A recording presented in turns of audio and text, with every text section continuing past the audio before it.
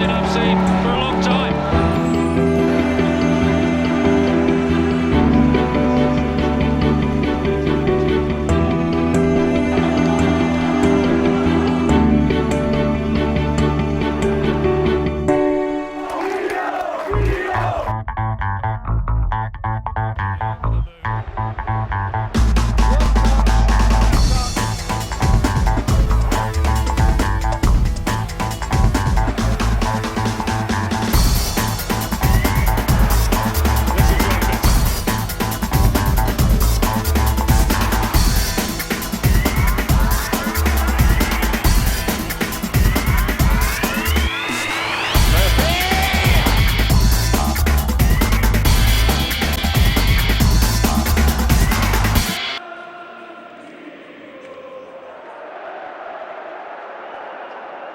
The opening day of the season at a gloriously sunny Ricoh Arena and Sunderland's first ever visit to Coventry City's new ground.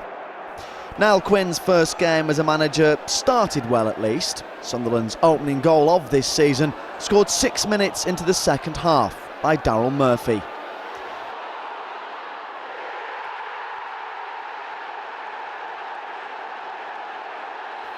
But the Sky Blues' introduction of former Black Cat Don Hutchison would change the game. And they'd be undone by some smart, swift Coventry thinking twice in the space of 9 minutes. This one from Stern John, who we'd see much more of later in the season.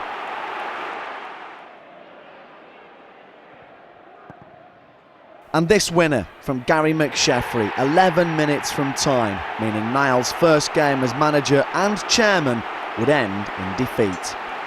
2 seasons ago, Sunderland started at Coventry City and lost that match at Highfield Road, but would then go on to win the league. Perhaps then this was an omen. We should all bide our time. The first home game of the season. Clive Clark had signed from West Ham barely 24 hours earlier, but his Sunderland debut would be one he would probably want to forget. Barely minutes after coming on as a first-half sub for the injured Steve Caldwell, Clark clipped Damian Johnson just inside the box. Mikel Fossell expertly converting this penalty past Ben Alnwick. The 26,000 Sunderland fans would go home hoping that Saturday's visit of Plymouth would bring the first points of the season.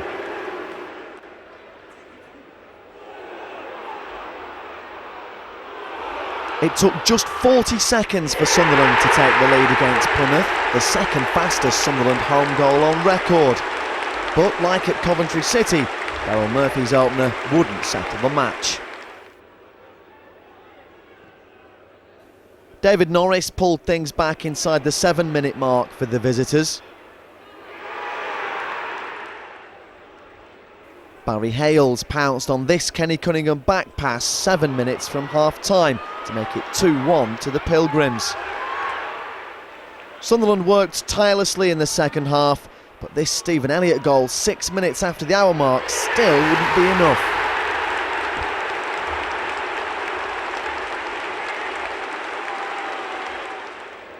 Nine minutes before the full-time whistle, Plymouth substitute Nick Chadwick robbed Danny Collins before slotting home in front of the ecstatic visiting support.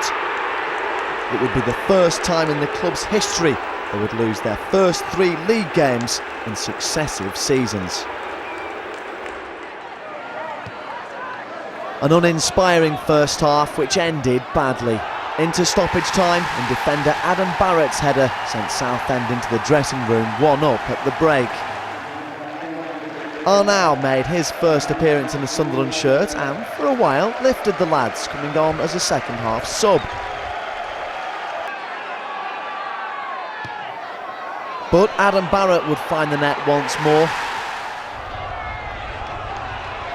And then Lee Bradbury would make sure, 2 minutes from time.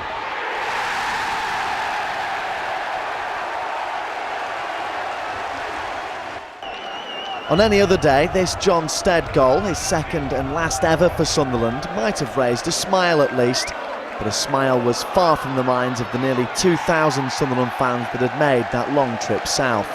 They left thinking it couldn't get any worse, but at Gig Lane later that week, it would. This League Cup game at bottom of the league, Bury, would prove to be the catalyst for a new dawn at Sunderland AFC, but for those who travelled down to Gig Lane, it would be a night to forget. Sunderland's new 3-5-2 formation would last just minutes. Just 3 to be precise, before referee Michael Jones sees something that no one else does. And when he eventually finds the right card, he sends off Arnow on his first ever Sunderland start. It would be his only start of the season. The next 78 minutes would be a grind for the Black Cats, and eventually Bury broke them down. Substitute Brian Barry Murphy created both goals, the first on 83 minutes for John Fitzgerald, who was promptly sent off with a second yellow card for the celebration. The second goal, 2 minutes from time, from Andy Bishop. It felt as bad as it gets for Sunderland fans, but fortunately it would be. Straight after the game, an emotional Niall Quinn would reveal he had an ace up his sleeve, a world-class name, a man who would take the club to new heights. At Gig Lane that night, it felt that surely the only way was up. And so it proved. The visit of West Brom to Sunderland Stadium of Light, the last game of a torrid month, which would herald the dawn of a new age. This would be Niall Quinn's last game as a manager. The man soon to be king would watch from on high in the stands, and it was the lift that everyone needed. Just after the half-an-hour mark, Dean Whitehead scored direct from this corner, and the lads were on their way.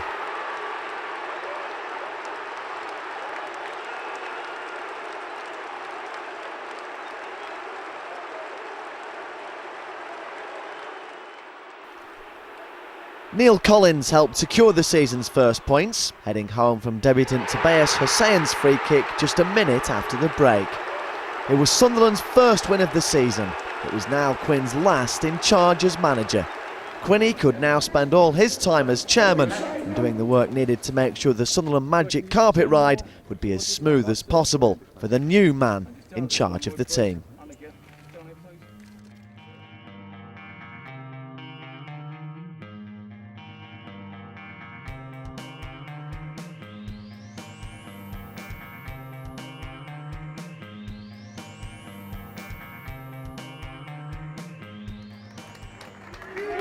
Fitting perhaps that Roy Keane's first game as Sunderland's manager should come at Pride Park. Deadline day would be a blur of signings, 6 of them in fact. 4 of those, Graham Kavanagh, David Connolly, Ross Wallace and Liam Miller, would make their debuts here. Another, Stan Varga, would become the 14th player in Sunderland's history to make his second debut for the club. The 6th, Dwight Yorke, would have to wait for his debut and watch from the stand, having just travelled halfway around the world signing from Australian club Sydney. But Derby hadn't read the script, or at least Matt Oakley hadn't, scoring this goal in first half stoppage time. But this would be Sunderland's day, and a dramatic 90-second period just after the hour mark made all the difference. Chris Brown bundled the ball home for the equaliser, before new boy Ross Wallace scored the winner. It would be the first, but not the last time we'd see Wallace wave his shirt around his head. The Royvolution was underway.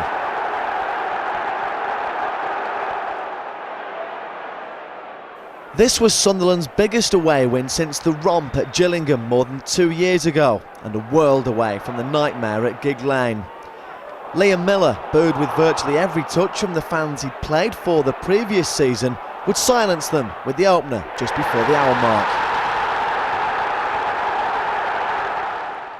Graham Kavanagh added a second on the stroke of half-time, the 9th on the trot scored by a different player.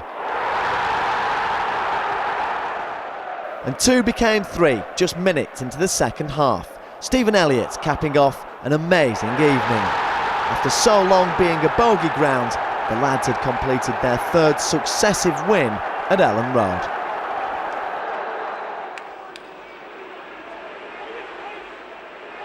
Roy Keane called this a reality check. Matt Fryatt gave the visitors the lead just after the break. And while Sunderland couldn't quite find the zest they'd shown in their previous few games, they certainly showed resilience.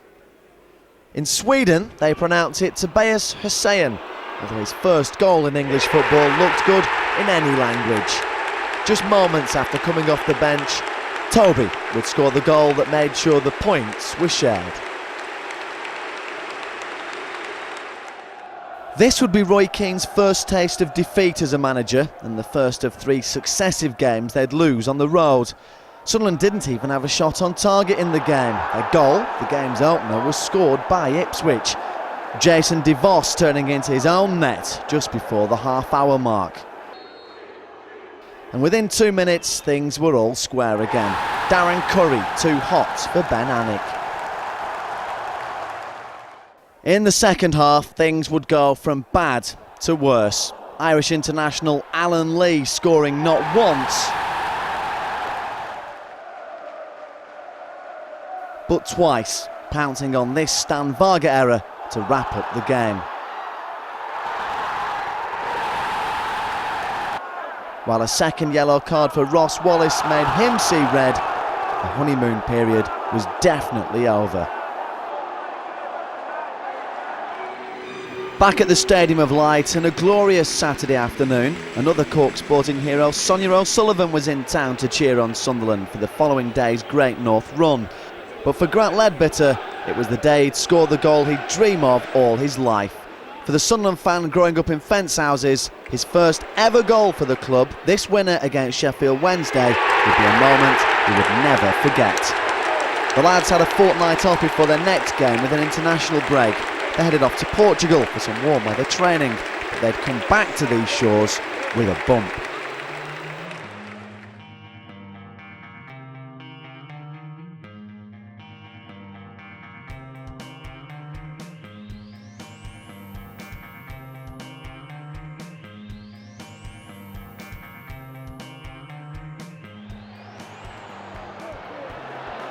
It was the first time Sunderland had conceded 4 goals at this level for almost a decade, and would be the start of some unhappy encounters with the Lily Whites.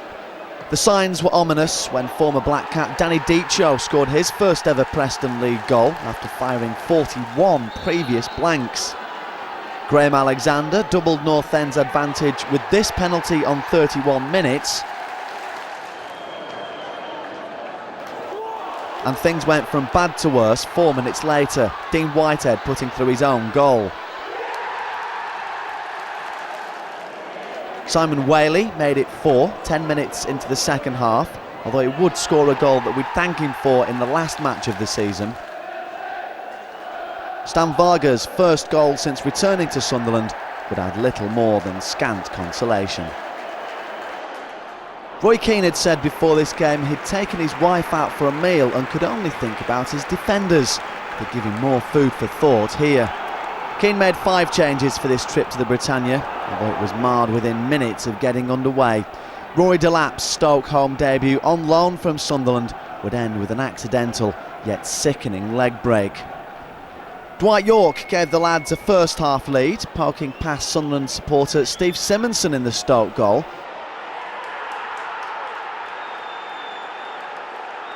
But within just 10 minutes of the second half, they were chasing the game. First on loan Lee Hendrie, and then Vincent Pericard would score the goals that would send Sunderland home empty-handed. It was the 4th time this season they would lose after leading. It wouldn't happen again. Perseverance was the name of the game against Barnsley, thanks to 2 goals in the last 8 minutes. Nosworthy and Lawrence would help create the first, with this move down the right for Dean Whitehead's opener. Ross Wallace came off the bench and Barnsley's defenders were bamboozled, creating havoc, and this chance headed home in textbook fashion by Chris Brown. This win meant that Sunderland had already beaten last season's meagre points total after just 14 games.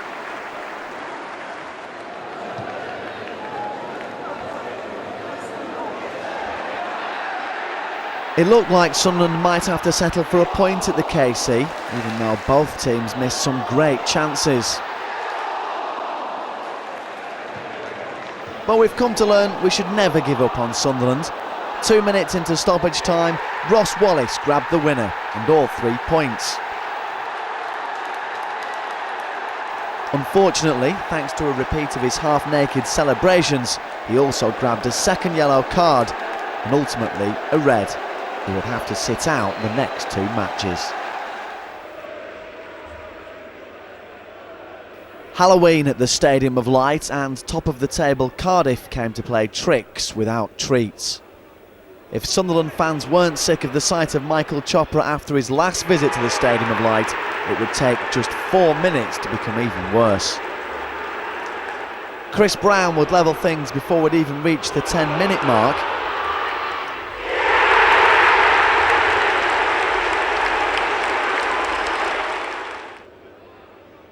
But Chopra inflicted even more pain on Sunderland 7 minutes before half-time. Poor was Roy Keane's post-match reaction. The lads hadn't given a good account of themselves for their biggest test so far.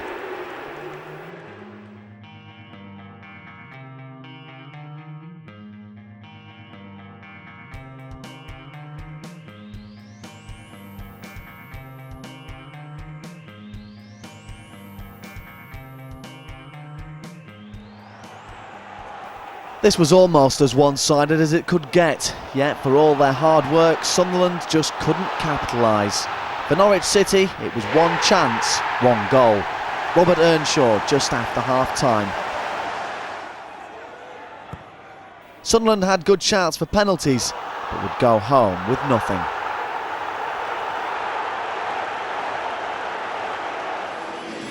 The 11th of the 11th, Remembrance Day. Both Sunderland and visitors Southampton are welcomed onto the pitch by members of the 222 Signal Squadron.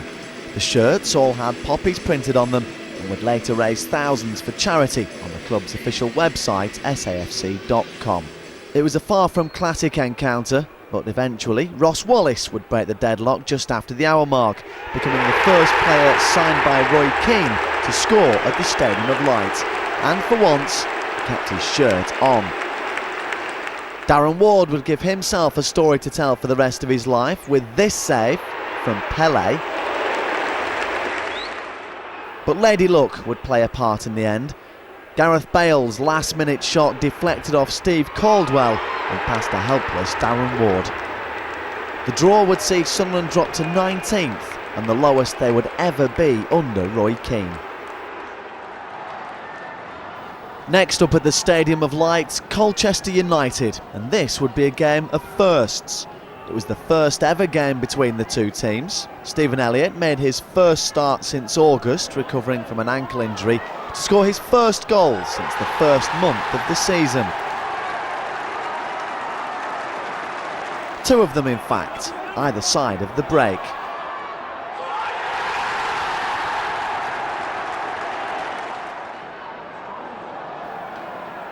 Chris Iwelumo made it a nervy last 10 minutes at the Stadium of Light with this goal,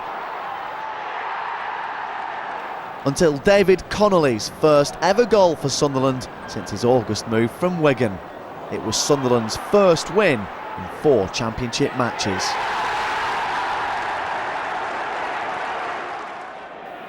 All the talk leading up to this match was the head-to-head managerial duel of Roy Keane and Mick McCarthy.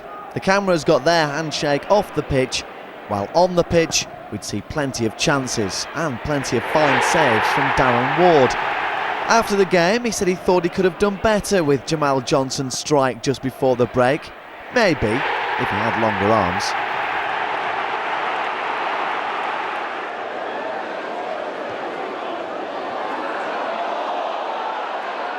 But Stephen Elliott helped bring back a point 10 minutes from time. It was Sunderland's first away draw of the season. They were queuing up for the television show, never mind the Buzzcocks just down the road.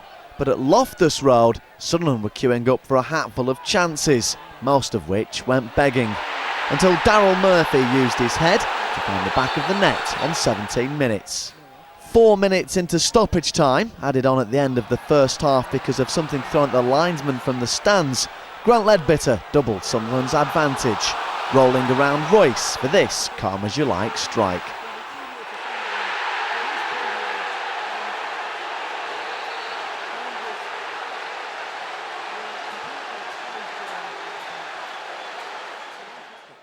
Ray Jones came off the bench to score against the run of play for the Hoops, but the points were never in doubt, as all three were heading back to the northeast.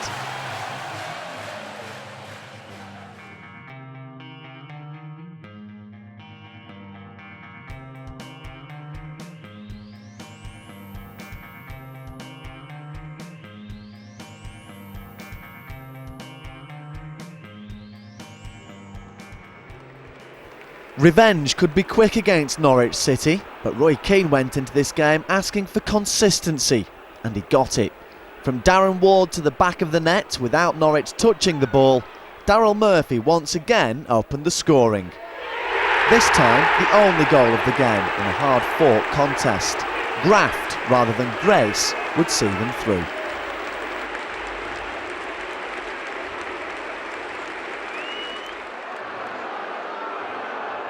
Roy Keane admitted before this game he had something of a soft spot for Luton. That wouldn't last long. 5 minutes into the encounter, they were a goal up. Dean Morgan scoring past debutant Martin Fulop, in for a poorly Darren Ward.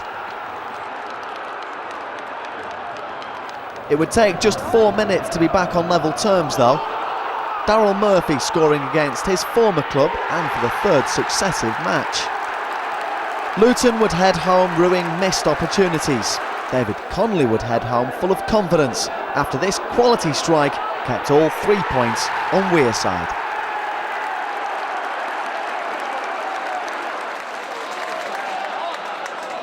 This was more than a phoenix from the flames. This was a sign of intent that Sunderland would fight and fight all the way to the wire this season to get back into the Premiership.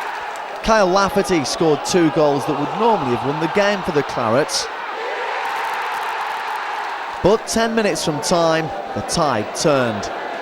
Grant Leadbitter first, and then David Connolly to steal a point, an almost carbon copy on the stroke of full time. So good in fact that one Sunderland fan here falls out the stand. The lads were now unbeaten in 7 and halfway up the league. One more before Christmas, the Friday night trip to Selhurst Park. And there were some concerns over whether this game might get called off, with heavy fog rolling over the stands. The 1,000 or so Sunderland fans who'd made the long and difficult journey probably wished it had been. Roy Keane said he didn't think they deserved anything after this performance. Mark Hudson scored the only goal of the game to make sure they didn't. The manager said if his players didn't show more desire and passion to win, they'd soon be out the door. It wasn't a very happy Christmas. But Boxing Day was better, and the fight the manager had called for from his players was back in abundance. They'd have to wait until past the hour mark before the breakthrough would come though. David Connolly's 3rd goal in 4 games.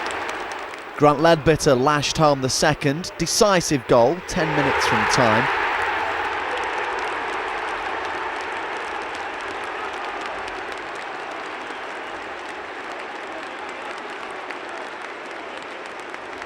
Leeds number 2 Gus Poyet sending off for unsporting behaviour only added to the Sunderland supporters' seasonal celebrations.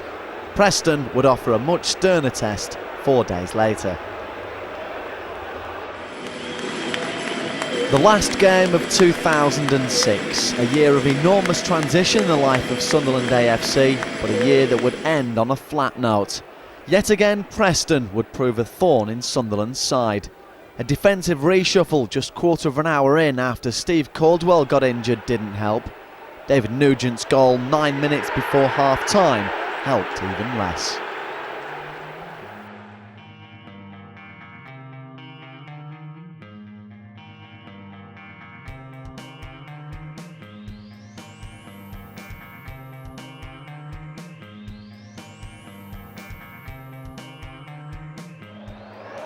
2007 started with a bang at the Walkers Stadium, the first time they'd won an away game on New Year's Day since 1915, and only the second time ever.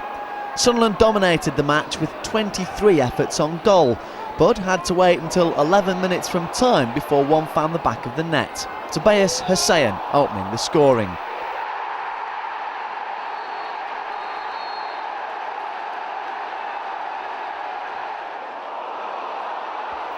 Former Fox David Connolly continued his rich vein of form, scoring the second and securing the points. With Sunderland now into 10th place in the Championship, it was time to think about the Cup.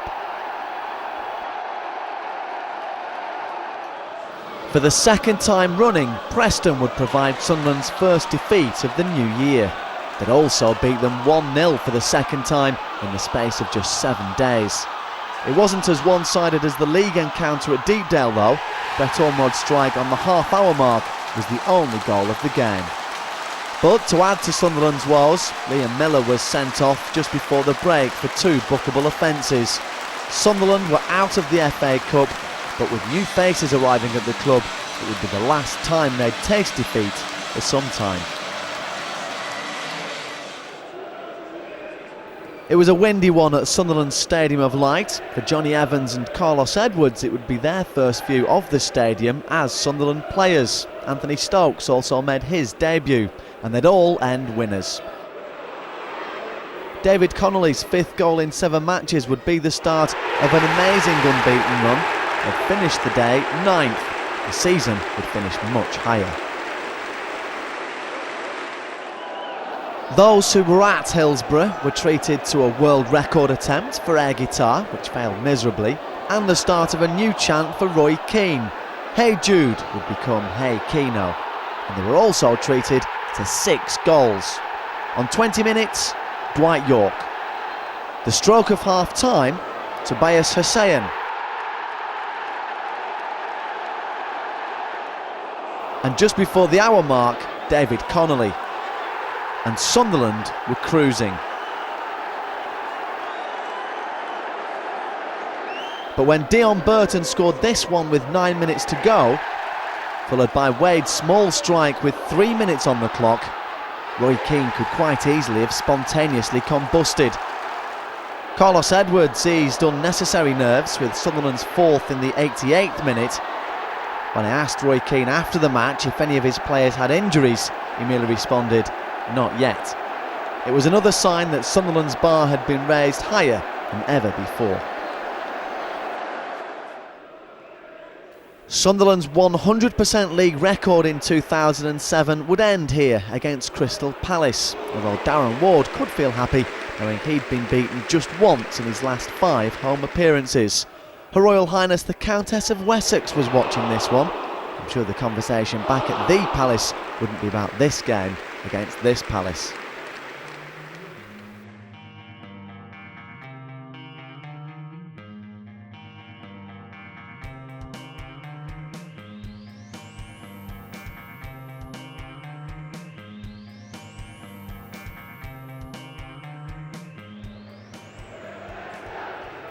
It took just 19 minutes for Dwight Yorke to open this game wide open, and it was one straight off the training ground. Ross Wallace with the free kick, before eventually Dwight Yorke heads home at point-blank range.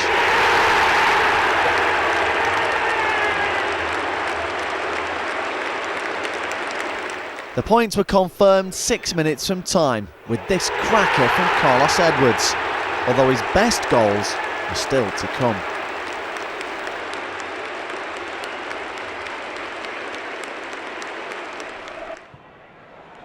This was a hard slog for Sunderland for the first hour, although the arrival of Anthony Stokes from the bench on 66 minutes helped change the tide. 2 minutes later, he'd score his first Sunderland goal and his first in English football. Within another 3 minutes, the game would be effectively ended. David Connolly's 7th goal in 10 games, securing all 3 points. The Black Cats were only out of the playoffs because of goal difference.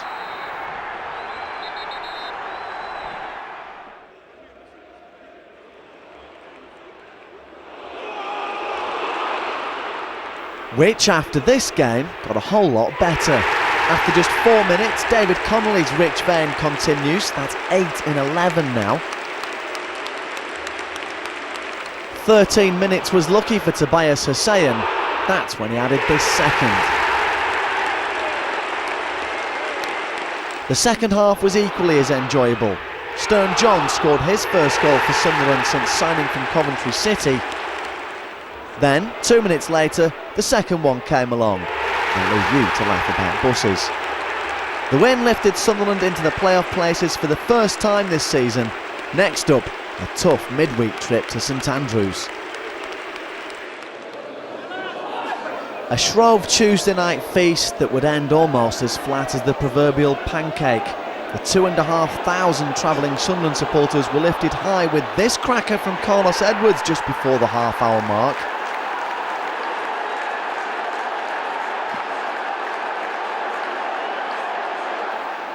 But virtually on the stroke of full time, substitute DJ Campbell popped up to be a thorn in Sunderland's side again. Last season he scored the goals for Brentford that knocked them out the FA Cup. Here, with virtually the last kick of the game, he'd robbed Sunderland of 2 points.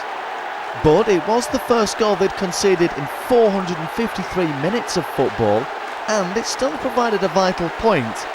And it stopped Birmingham from hitting the top of the table. This was Roy Keane's 30th match as manager. 6 months ago he took charge. But go back further. Go back 63 matches. Go back to November 2005 and the last time you saw this. A Sunderland penalty awarded. David Connolly, the scorer of Sunderland's first spot kick since Dean Whitehead's conversion last season against Aston Villa. Giles Barnes showed his class on the hour mark, and for a while it looked like Sunderland might have to settle for just a point. But perhaps thanks to the club's decision to stick with a 3 o'clock Saturday kick-off instead of moving it for the telly, they were willed on for this winner. 2 minutes into stoppage time, 5'7" Liam Miller heading the winner.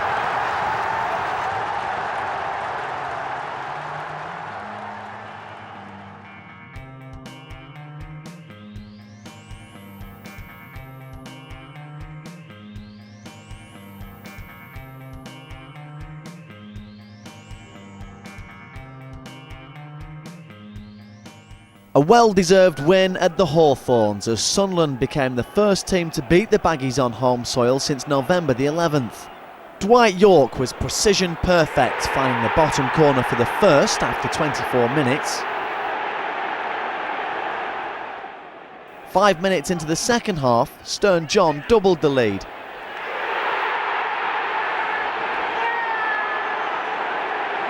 Darren Carter played the obligatory former player scores against his old team card to add a little tension to the last 18 minutes.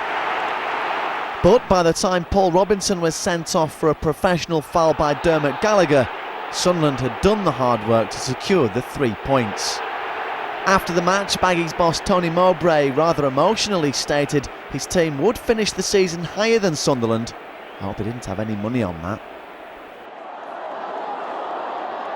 Despite dominating for massive periods of the match, it would take 65 minutes before they'd make a breakthrough. Grant Leadbitter sending the thousands of Sunderland fans into raptures. David Connolly's second in stoppage time at the end of the game would send all the fans home happy. The previous 2 times Sunderland have played at Barnsley in the league, they've won the championship. Perhaps yet another omen. Sunderland would never hold the lead in this Tuesday night thriller, but they'd never give up hope. A rare Darren Ward error allowed Darryl Russell to open the scoring. Within a minute, Dean Whitehead levelled it all up. Just as everyone was probably thinking about a half-time pie, Carl Hoefkens restored the visitors' lead. The next 45 minutes were tense and pulsating. The fighters kept on fighting, and on the stroke of full time, Daryl Murphy came up with the goods. The club record of 12 games unbeaten since the turn of the year was equalled. On St Patrick's Day, they beat it. Johnny Evans got a smack to the head and concussion in that last match against Stoke. Within 2 minutes against Hull, he put his head to better effect. Tigers keeper Boaz Myhill did well for the next 88 minutes, but then undid it all with this sliced kick for Stern John to wrap it up in the last minute and put Sunderland into the automatic places for the first time in the season. There'd be a good sing-song in the Stadium of Light to celebrate St Patrick's Day that night. 7 days later, arguably the song of the season would be born in South Wales. The weather inside Ninian Park was dreadful and didn't help create a flowing game. Ross Wallace would come off the bench to score the only goal just after the hour mark. But perhaps the headlines were made off the pitch from this one. Nyron Nosworthy would suddenly have a song worthy of his amazing season, the travelling thousands rewriting the Amy Winehouse classic Rehab just for Nugsy, while the Magic Carpet Ride was making a detour via Bristol Airport in 1 or 2 taxis.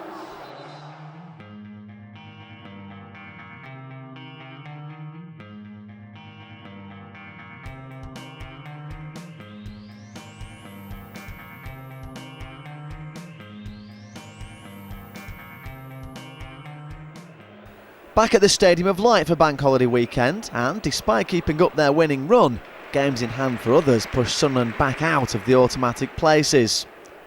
Before the game, Roy Keane thought consistency would see them through to the wire, and ultimately, he'd be right. Daryl Murphy's first came just after quarter of an hour. Just after the hour mark, Ross Wallace made it 2, and didn't even seem tempted to take his top off this time.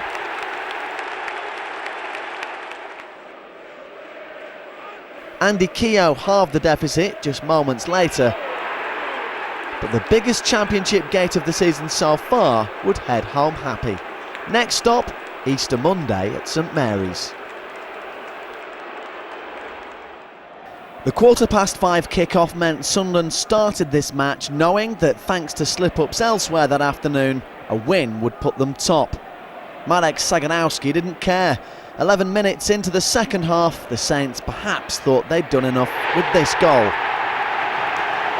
If they did, they hadn't watched Sunderland this season. When Carlos Edwards approached the area, everyone who had pretty much knew what would happen next.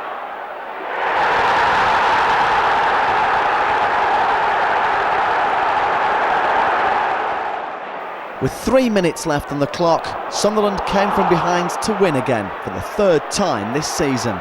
Grant Leadbitter thundering the ball home. And Sunderland were now top for the first time, and there was no looking back.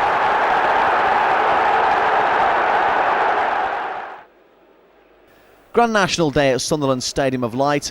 Roy Keane was making sure his players wouldn't fall in the final furlong, and it was Sunderland who would come out the stalls flying. Just 7 minutes into the match, Dean Whitehead putting them into the lead.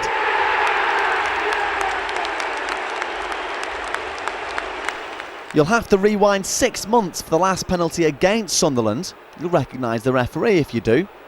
Dexter Blackstock brought down, Martin Rowlands converting. The winner would bring back memories, but you'd only have to go back 5 days for this one. Grant Leadbitter off the bench and firing home. It was Sunderland's 5th successive win and 17th game unbeaten. Promotion was now within their sight, but would become temporarily blurred 7 days later at Layer Road. It was easier to get Gary Rowell to buy a round than it was to get a ticket for the away end at Colchester United. It was invitation only and great to be there, even if the match was horrible for Sunderland fans. The 4th official's scoreboard showed 3 minutes of stoppage time at the end of the first half. Inside the 5th minute of time added on, Wayne Brown broke the deadlock. Sunderland started the second half with their best spell of the game, and after 10 minutes of pressure, Colchester cracked. Dwight Yorke heading home Daryl Murphy's cross. But as the lads went in search of the win, the home team caught them with a sucker punch on the counter-attack. Australian Richard Garcia put them back in the lead inside the last 8 minutes. And when Jamie Cureton went down in the area under a Dean Whitehead challenge, with just a minute left on the clock, He picked himself up to end the game and Sunderland's unbeaten run. It wouldn't kill their hopes of promotion though. They would be reinvigorated the following Friday against Burnley. This was the weekend Sunderland would secure promotion. It officially came on the Sunday when Crystal Palace did us a favour by beating Derby County. But on this Friday night, we weren't to know, and the Stadium of Light would be treated to one of its finest ever matches. The match commentary comes courtesy of Magic 1152, Lord Gary of Rowell, and myself, Simon Crabtree. Every Burnley player bar Paul McVeigh inside the penalty area as referee Kettle just spots something on the edge of 6 yards. Where is he coming over now? He's going to have a word at Brian Jensen. I didn't see particularly anything, but I wasn't looking, is the honest answer. Dave Connolly is standing on his toes. Jensen is the best part of 3 or 4 inches taller than him anyway. Maybe now we can have this corner. Carlos Edwards swings it towards the edge of 6 yards, and it's a glancing header away that finds Danny Collins just outside the box on this near right-hand side. Johnny Evans plays a 1-2 with him. Now it comes to Liam Miller. Bit further back as he sends a diagonal ball towards roughly the penalty spot. Murphy might get a chance. Right-footed Connolly, well, he's offside. He's offside. It missed anyway. Everybody seemed to jump up as one there. The linesman's flag on this near left-hand side was up like a shot. Jason Tyers on this near side. He missed the target, wouldn't have mattered, but a half chance perhaps. Yeah, it was. As you say, the flag did go up, but everybody in front of us thought that went in, you know.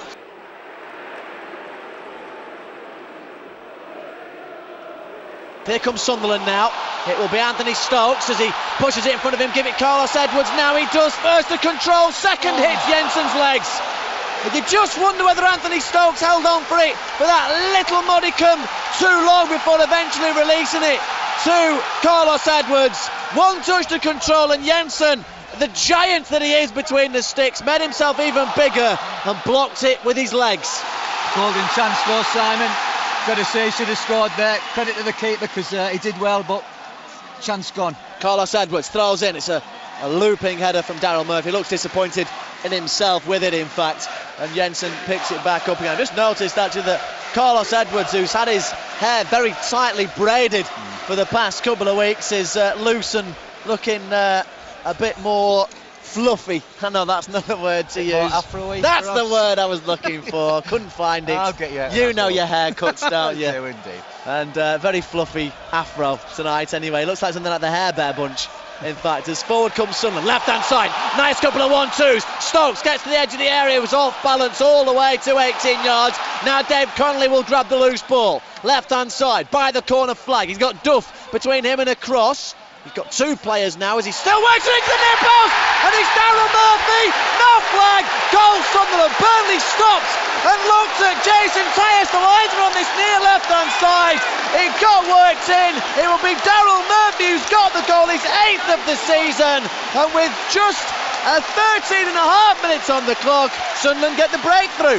Yeah, there was a little suspicion of offside there, wasn't there? I think Daryl Murphy looked round just to make sure, but I did as well. I looked straight at the linesman. I'm looking at the replay now, Gary, and he's definitely onside. Yeah. Definitely onside. I looked straight away at the linesman. No flag. 1-0.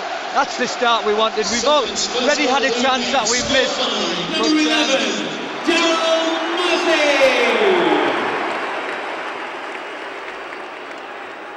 And it will be a red and white throw-in.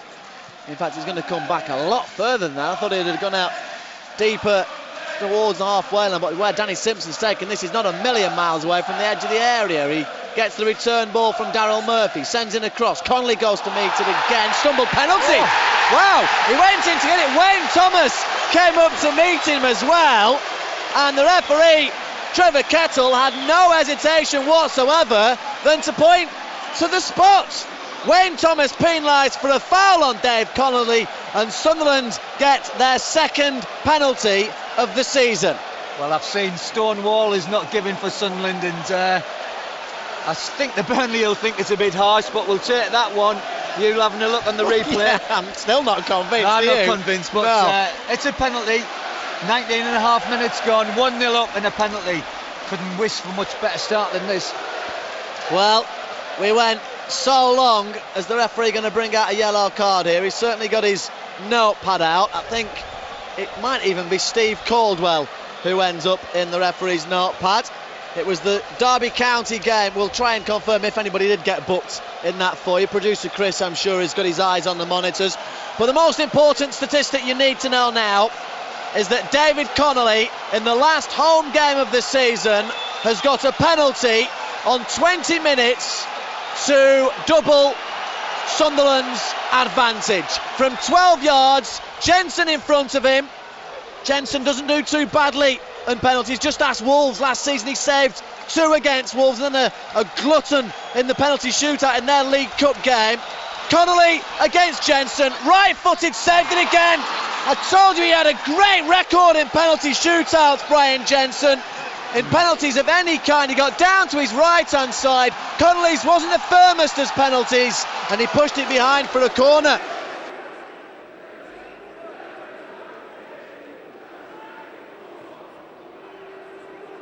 Here is Daryl Murphy, nods it into space, the edge of the area, gets past Harley, tries the outside of his left boot, might find Carlos Edwards, has to drop pass back to the edge of the area with Liam Miller, who pushes it wide of the mark. Well, it was all ifs and buts as Sunderland tried to create the chance. Burnley flinging bodies left, right and centre at the ball. Eventually, the clearest opportunity came to Liam Miller. Still had a lot to do and couldn't quite find the target. Yeah, he tried to pass it in there, didn't he? But it just went outside. But thought Murphy did well there. So I think he read that situation very well. Got in behind the Burnley back four. Got a shot in which Jensen could only parry, and from there Sunderland had another chance, but just went wide. We can't get that second goal, can we? Still 1-0 Sunderland.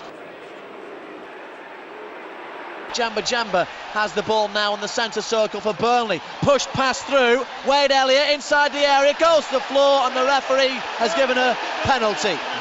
Well, Darren Ward went to the feet of Wade Elliott. Elliott stumbled to the floor. Darren Ward is urging the referee to go and have a conflagration with Keith Lawson, the linesman on the far side of the field. All eyes are at Lawson, but for some reason the referee doesn't want him involved. He's pointed to the penalty spot, and as the referee is concerned, as we just see a replay now, Elliott goes through, Ward gets a touch, and I'm not convinced he got any of the player, Gary. Well, it's given us at the far end from us, but the bottom line is the penalty's been given. Darren Ward's still actually arguing, is he?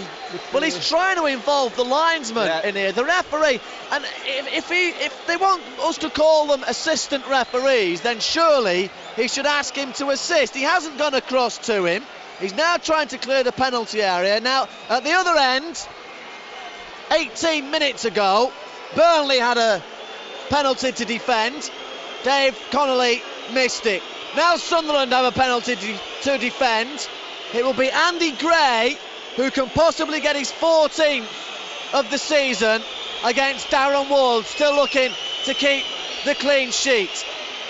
Former teammates, perhaps Andy Gray against Darren Ward will step up, right-footed, sends Ward the wrong way, tucks it into the corner. Wade has now Andy Gray goes over to antagonise the North Stand, celebrates in front of them. The Stadium of Light falls silent a little.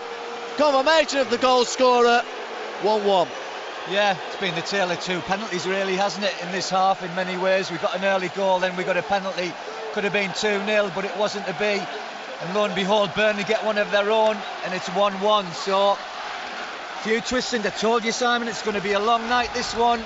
39 minutes on the clock, and it's 1-1 now. Well, Burnley back in the game then.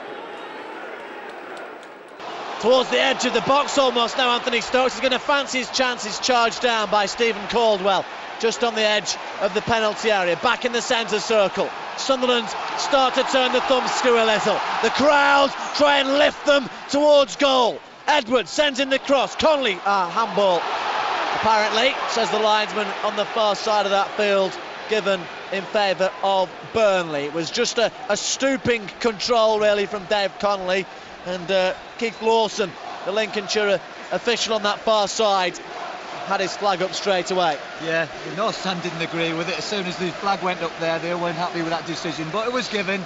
Free kick to Burnley.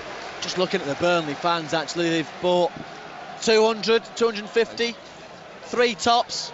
They've not brought very many tonight. Sunderland have filled virtually all the other parts as Burnley try a long ball. What a goal from Burnley! It was about 25 yards out. They just pulled the trigger and fired it into the top right-hand corner. Darren Ward had absolutely no chance whatsoever as Wade Elliott continues his rich vein of form in front of goal. His 4th of the season, and Burnley take the lead. Well, it was some strike, wasn't it, from way outside the box, and just flew into the top corner. But now we knew that, said earlier on, it was going to be a long night. It really is now. 2-1 down. The one good thing, if there is any good thing to take out, is there is a fair way to go in this second half. That has put Burnley in the lead from a goal behind. And the comeback kings on the telly. Can Sunderland equal things up? Here's Carlos Edwards. That must be a penalty. It is. Again, the referee points to the spot. Carlos Edwards went past Brian Jensen. The big Dane stretched out a hand and dropped him. And we will now see the 3rd penalty this evening at the Stadium of Light. Carlos Edwards tried to go past his man, went to the floor, and the referee, Trevor Kettle, had no hesitation. Once again, pointing to the spot. So the 3rd spot kick this evening. The first one was missed by David Connolly. The second one was converted by Andy Gray. 3rd time lucky for Sunderland. It's Connolly again. He can make amends. He could score his first goal in 8 games. It's 1-on-1, mano a mano. Connolly against Jensen. This time converts. Slams it down the middle. The relief is palpable around the Stadium of Light. From the ashes, and we almost mean that literally after the week we've had here in the Stadium of Light. We are all square again. Now this time, don't chuck it away. I'm not sure he knew exactly what to do with that then. Sunderland do, and it's to clear it to Grant Leadbitter. Infield slightly. Murphy, he's only got 1 man in support. He's got 4 men back in defence. He finds Carlos Edwards, the second in support. Long range effort. Oh my goodness me! That was absolutely amazing. Absolutely amazing. Carlos Edwards, about 80 yards out, maybe 100. He was on the banks of the Weir. He pulled the trigger. He nearly burst the net. I burst a blood vessel or 10. What a way to get back in the lead. Carlos Edwards, 5th of the season, and the best you will ever see. Brilliant, brilliant, brilliant. That said, I was brilliant. Did you think it was a good one then? Number 7, Carlos Edwards. I think I've wet me knickers. It was like an Exocet missile, lad. It just flew in. If there were, my God, if there was no net there, it would be still travelling into the North Sea, I'm sure. It was absolutely fantastic shot. Terrific goal. We've seen him do it a few times now, but that was just absolute perfection.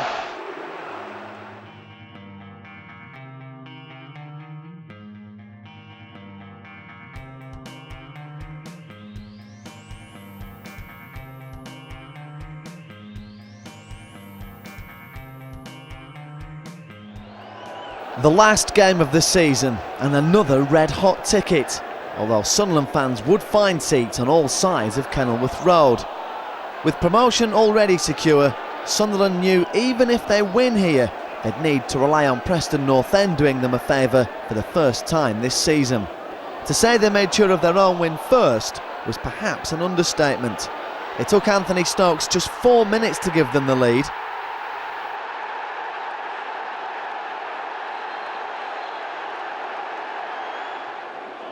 Two minutes later, Daryl Murphy helped crumble the already relegated Luton with this second.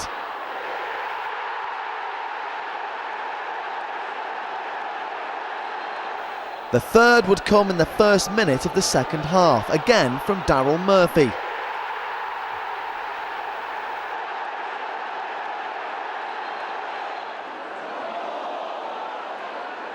And about the time Ross Wallace was adding this fourth, Simon Whaley was scoring for North End against Birmingham, and the Championship was on its way to the North East.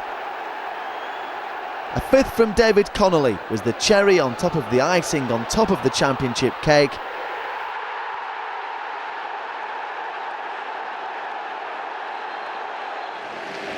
The referee's full-time whistle confirmed Sunderland's promotion back to the top flight on their first attempt for the first time ever. Now the celebrations could begin. Sunderland AFC back in the Premiership as champions.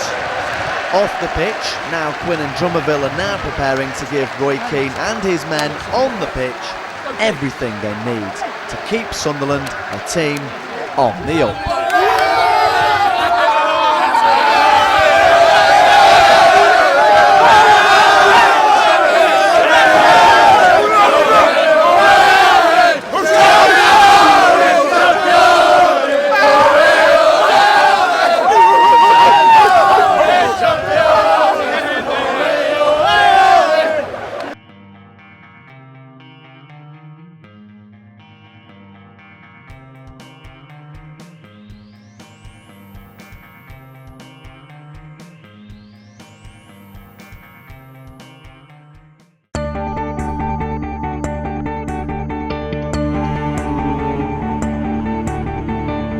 But that is some of the worst defending I've seen for a